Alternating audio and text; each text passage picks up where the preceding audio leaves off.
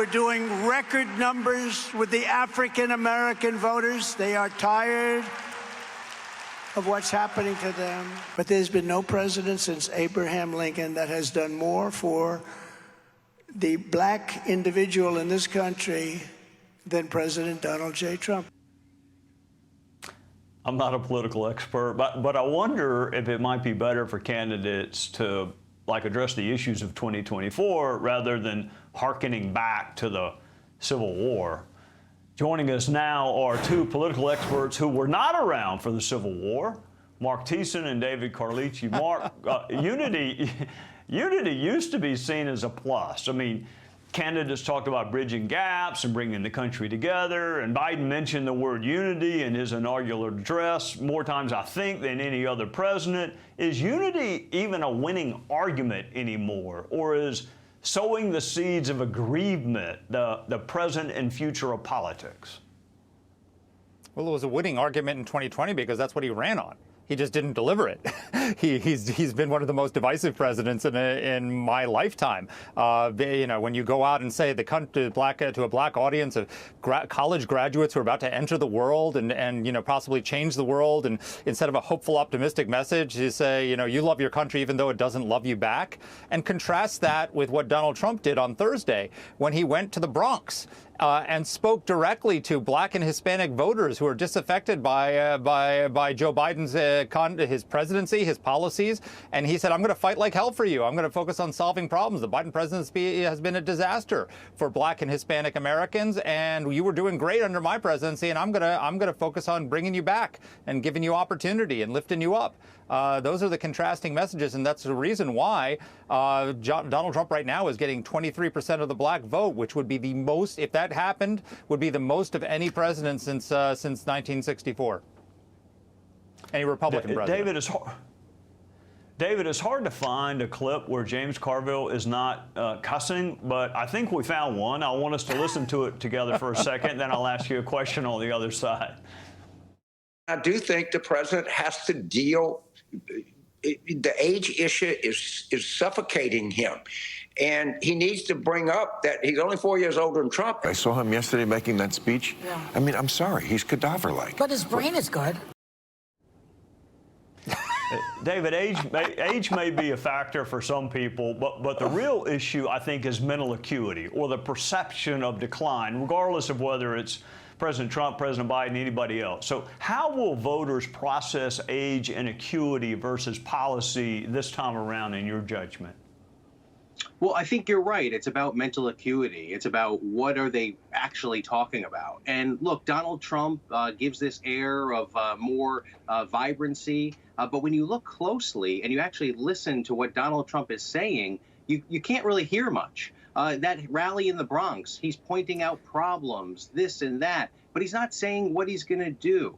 There you could juxtapose what President Biden's actually done. He's actually delivered money to the Bronx, to the South Bronx. I think the positive news that we see as Democrats is that the latest polling, although it shows favorability for Donald Trump, that's only among the overall electorate, but not people that are actually going to come out to vote. When you look at the people that actually voted in 2020, Joe Biden is winning that race. So I think the details matter, and people, once they get more engaged and learn about the actual policies, I believe they're going to fall in line with Joe Biden. Because Donald Trump, yes, he's a good salesman, he's a good entertainer, but I think it stops there. You get the entertainment, but you don't get any substance with Donald Trump. Yeah. All right, Marc, I've seen more enthusiasm in ransom notes and hostage videos than in Governor Haley's comments about voting for Trump. So my question to you is, does it matter how enthusiastic she is? Will reluctant GOP voters, including herself, come home, do you think, or stay home? Well, Donald Trump has to bring them home. It's on him to do it. I mean, I'm glad that she gave that endorsement, but he can't leave any. One thing I do agree with David just said is that it's going to get, the race is going to get tighter, and Donald Trump can't afford to leave any votes on the table, particularly GOP votes. So he's got to reach out to Haley voters. They're the swing voters of this 2024 election. They're going to decide it one way or another. But the reality is if, what David was saying before, the polls show show that right now, 55% of Americans think Donald Trump's presidency was a success, which is the reverse from 3 years ago when 55% thought it was a failure. 61% of Americans think Joe Biden's presidency is a failure. So on the merits, on the substance, they think Biden's a failure and Trump was a success. And so when he goes out and says, "I'm going to bring back was it great under me? Weren't you doing better? Weren't you making more money and more comfortable? And wasn't inflation lower?" He's going to have that's going to resonate with the American people. All right, I'm going to give you a chance to show unity. You're the Republican strategist. Donald Trump just called you and said, "Okay, who should I pick to be my vice presidential running mate?" What name do you give him? I'm going to make you give free advice to a Republican. You can send me a bill, but who should he pick to be the VP running mate? I think it would be Nikki Haley, because I think that would show some humility and pick up exactly what we're talking about here, making sending an olive branch to many disenfranchised voters.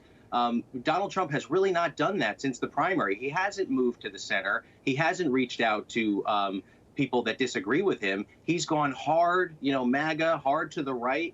And yes, it rallies the troops and it gets the diehard supporters out. But I don't think it does much to win over those independent voters. So I think it would do him really well to pick Haley. He just did that in the Bronx. He just did that in the Bronx. He just went to a deep blue city and got a crowd that Joe Biden could only dream of. I don't think Joe Biden could pull that crowd in the South Bronx. And he reached out to Black and Hispanic voters and Democrats. He's doing exactly what you say. So I appreciate your advice as a Republican. Thank you. He's also doing great for tourism in New York, because I was there last week for the trial and I'll be back again this week. So he is an economic juggernaut for New York City right now. Thank you both for joining us. I look forward to having you both again real soon. Hey, Sean Hannity here. Hey, click here to subscribe to Fox News YouTube page and catch our hottest interviews and most compelling analysis. You will not get it anywhere else.